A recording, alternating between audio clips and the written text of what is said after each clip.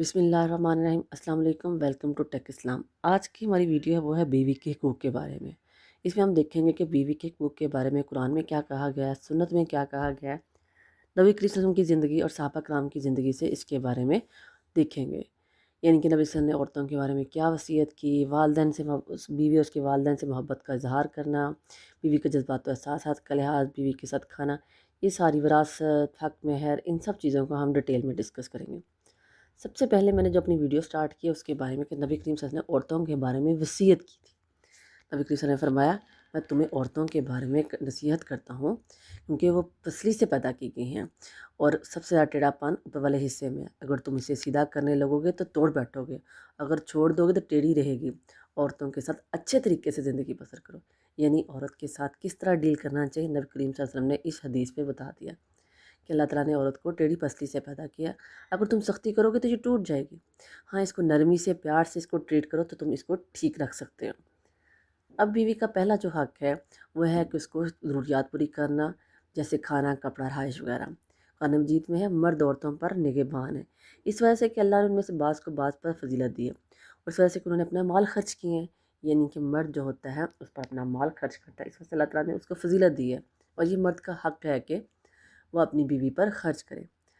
رسول صلی اللہ علیہ وسلم نے فرمایا تم پر ان عورتوں کا یہ ہے کہ تم ان کو کھانے پلانے میں حسب استطاعت مہیا کرو۔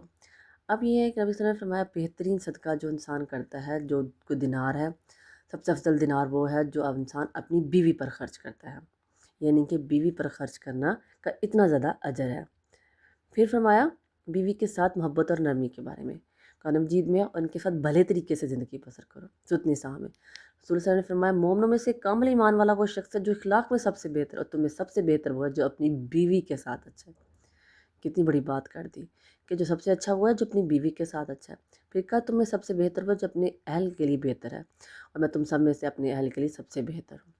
میں آپ کو یہاں بتاتی چلوں کہ قرآن پاک میں سب سے زیادہ اگر کسی رشتے کا ذکر ہے نا تو میاں بیوی کے بارے میں ذکر ہے۔ اس دنیا کا آغاز میاں بیوی کے رشتے سے ہوا، یعنی کہ حضرت آدم اور اماں حوا سے۔ دیگر حقوق کی بھی اہمیت ہے، لیکن سب سے زیادہ اللہ تعالیٰ نے اس کے حقوق پر زور دیا۔ کیوں؟ کیونکہ یہ جتنا پیارا رشتہ ہے اتنا نازک بھی رشتہ ہے۔ تھوڑی سی غفلت سے، تھوڑی سی لاپرواہی سے، یا تھوڑی سی انسان کی ضد انا سے رشتہ ٹوٹ جاتا ہے۔ اس لیے اسلام نے اس کے بارے میں بہت احتیاط سے میاں اور بیوی کے الگ الگ حقوق بتائے ہیں، جہاں شوہر کے ہوتا ہے ساتھ بیوی کے بھی بتا دیے۔ پھر برابری انصاف، جیسا کہ اسلام میں مرد کو 4 شادیوں کی اجازت دی ہے، اور اس کی بھی بہت ساری وجوہات ہیں۔ تو پھر کہا ہے کہ اگر تمہاری ایک سے زیادہ بیوی ہیں تو ان پر درمیان عدل و انصاف کرو۔ قرآن مجید اگر تمہیں خوف ہے کہ تم عدل نہ کر سکو گے تو پھر ایک ہی کافی ہے، یعنی کہ عدل کرنا شرط ہے۔ سورہ میں فرمایا جس کے پاس 2 بیویاں ہوں ان میں سے ایک کی طرف جھکاؤ کرے، یعنی انصاف نہ کرو تو قیامت کے دن اس حال میں آئے کہ اس کا ایک پہلو لٹکا ہوگا۔ نبی صلی اللہ علیہ وسلم کی 11 بیویاں تھیں، آپ سب کے درمیان انصاف کرتے تھے، آپ قرآن دازی کرتے تھے، جب کہیں سفر کرنا تھا جس بیوی کے نام قرآن نکلتا اس کو ساتھ لیتے، ایک رات ایک بیوی کے پاس، ایک رات بیوی کے پاس، یعنی ہر بیوی کے درمیان انصاف رکھتے تاکہ قیامت کے دن انسان یہ نہ کو ہو کہ میں نے انصاف نہیں کیا۔ بیوی پر ظلم نہ کرنا، نبی کریم صلی اللہ علیہ وسلم اپنی زندگی میں کبھی کسی بیوی کو ہاتھ تک نہ لگایا، نہ گالی دی، نہ آواز بلند کی۔ حضرت عائشہ فرماتی ہیں نبی صلی اللہ علیہ وسلم نے کبھی کسی خادم یا عورت کو نہیں مارا۔ پھر آپ نے اپنی بیوی کے حق میں جب نبی صلی اللہ علیہ وسلم جب بیوی کے حق کے بارے میں پوچھا گیا تو آپ نے فرمایا جب تم خود کھاؤ اسے بھی کھلاؤ، جو تم خود پہنو اسے بھی پہناؤ، اور جو اسے کیا نام ہے اس کے منہ پر اگر تھپڑ نہ مارو اور اسے گالی نہ دو، اگر لگ کرنے کی ضرورت پڑے تو اپنے گھر کے علاوہ کسی جگہ لگ نہ کرو۔ یعنی کہ بیوی کے ساتھ اگر کبھی کوئی ایسا معاملہ آ جائے کہ آپ کو سختی کرنی پڑ جائے تو اپنے گھر میں لگ کر دو، تھوڑا سا اس کو سمجھانے کے لیے یا صحیح کرنے کے لیے، اس کی اصلاح کے لیے، لیکن کسی اور گھر میں نہیں۔ پھر محبت کا اظہار اور نام لے کر مخاطب کرنا۔ اس میں عائشہ کو عائش کہہ کر بلاتے تھے، نبی صلی اللہ علیہ وسلم نے فرمایا اے عائش یہ جبرائیل ہے تمہیں اسلام کہہ رہے ہیں۔ ایک بڑی پیاری حدیث ہے، ابن راز سے روایت ہے کہ انہوں نے نبی صلی اللہ علیہ وسلم سے پوچھا آپ کو سب سے زیادہ دنیا میں محبوب کون ہے؟ تو آپ نے فرمایا عائشہ، یعنی اپنی بیوی کا نام لیا۔ پھر عرض کیا کہ مردوں میں کون ہے؟ آپ نے فرمایا عائشہ کا باپ یعنی ابو بکر۔ آپ نے کھلم کھلا اظہار کیا، یہ نہیں کہا کہ شرمائے یا کہ، یعنی کہ بیوی سے محبت اور اس کے والدین سے محبت کا اظہار کرنا نبی کریم صلی اللہ علیہ وسلم کی سنت سے ثابت ہے۔ پھر مہر کی ادائیگی، مہر وہ رقم یا چیز ہے جو شوہر اپنی نکاح کے وقت اپنی بیوی کو دیتا ہے، خالصتاً بیوی کا حق ہے، وہ جیسے چاہے استعمال کر سکتی ہے۔ قرآن کی روشنی میں اور ادا کرو عورتوں کو ان کے مہر خوشی سے، नबी करीम ने फरमाया जो शख्स किसी औरत से निकाह करे और ये नीयत रखे कि उसे महर नहीं अदा करेगा तो वो ज़ानी है, और जो महर अदा किए बगैर मर जाएगा वो क़यामत के दिन ज़ानियों के साथ उठाया जाएगा।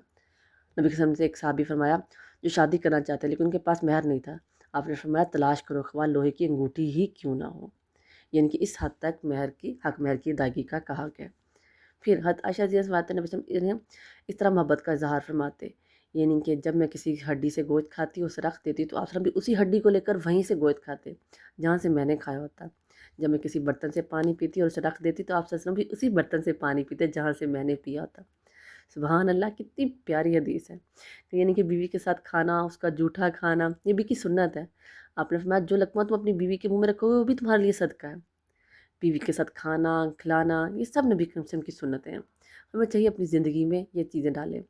हमें इसमें झिझक महसूस करना, शर्म महसूस करना, बहुत सारी चीज़ें होती हैं। अगर हम अपनी ज़िंदगी में नबी वसल्लम की सुन्नतें अपना रहे तो हमारी ज़िंदगी के बहुत सारे मसाइल हल हो जाएंगे। इस तरह बीवी के लिए विरासत में भी एक है कि उनकी बीवी उनकी चौथाई है, अगर तुम्हारी औलाद ना हो, अगर तुम्हारी ना हो, और अगर औलाद हो तो फिर उनके लिए 8वां हिस्सा, यानी बीवी के लिए मर्द का हक है कि उसके लिए विरासत भी छोड़ के जाए। दुनिया में अगर उस तरह खर्चा पूरा करना या उसका नाना नफ़का की ज़िम्मेदारी मर्द की है तो अपनी वफ़ात के बाद भी अपनी बीवी के लिए विरासत छोड़ के जाए ताकि वो किसी के दर बदर ना फिरे। उसने फरमाया किसी मोमिन औरत को किसी मोमिना औरत से नफरत नहीं करनी चाहिए, अगर उसको किसी बात को नापसंद करे तो किसी और बात को पसंद कर ले। यानी कि अगर आपको अपनी बीवी कोई बात अच्छी लगती है तो कोशिश करें देखें कि इसमें शायद कोई और बात है जो उसको अच्छी लगे। अपनी बीवी से मोहब्बत करने के तरीके ढूंढें। फिर बीवी के दीगर हुकूक बात करते हैं। हमारे पे नबी अपने घर वालों के साथ घरेलू कामों में हाथ बटाते, जब अजान हो जाती तो नमाज के लिए तशरीफ़ ले जाते। फिर नबी से हज़रत आयशा के साथ दौड़ लगाते, नबी से के साथ दौड़ में आगे निकल गई। बाद में जब मेरा वज़न बढ़ गया तो मैं उन्होंने फरमाया ये उस दौड़ का बदला, यानी कि हंसी मजाक करना, उनके साथ वक्त गुजारना, तफरीक करना। आप सनम की हज़रत आयशा सबसे छोटी बीवी थी। आप हमेशा उसका ख़्याल करते थे, कभी नहीं कहते थे कि आयशा तुम अब शादी होगी तुम घर में रहो, आप अपनी सहेलियों के साथ खेलती, आप जाने देते थे। कभी नहीं मना किया था कि तुम ये, यानी कि बीवियों की जिस तरह की ज़रूरियात होती उनका उस तरह लिहाज करते। हज़रत खदीजा रज़ी अल्लाह ताला, सब बीवियों से आपको बेपनाह प्यार था। बीवी के दीगर हुकूक, बीवी की बीमारी में खिदमत करना। यहाँ पे मैं बताती हूँ हज़रत उस्मान का वाक़या कि उस्मान हज़रत रुक़ैया बीमार थी तो ग़ज़वा बदर में शिरकत की इजाज़त मिली। आपने हज़रत उस्मान को कहा कि तुम उनकी तीमारदारी करो। इनकी बीवी की बीमारी में खिदमत करना सुन्नत सहाबा है। सहाबा कराम ख़्याल रखते थे। हज़रत उमर से एक दफ़ा किसी ने अपनी बीवी के बारे में शिकायत की तो उन्होंने फरमाया उसके हुकूक अदा करो, वो घर में तुम्हारे लिए सुकून का बायस है और तुम्हारे बच्चों की परवरिश करती है। यानी कि बीवी जो होती है वो आपके घर में सुकून का बायस होती है, बच्चों की परवरिश करती है, उनका ख्याल रखना चाहिए। आप सचमच खदीजा की वफ़ात के बाद उसकी सहेलियों के घर भी तोहफ़े तोहफ़े भेजते थे, यानी कि बीवी की वफ़ात के बाद भी उसके करते थे। तो ये थे बीवी के हुकूक। अल्लाह ताला हमें हदायत दे, अच्छे नबी सल्लल्लाहु अलैहि वसल्लम की सुन्नत पर अमल करने की तौफ़ीक दे। मैं उम्मीद करती हूँ ये वीडियो आपके लिए फ़ायदेमंद होगी। दुआ में याद रखिएगा। वमा अलैना इल्लल बलागुल मुबीन। जज़ाकल्लाह।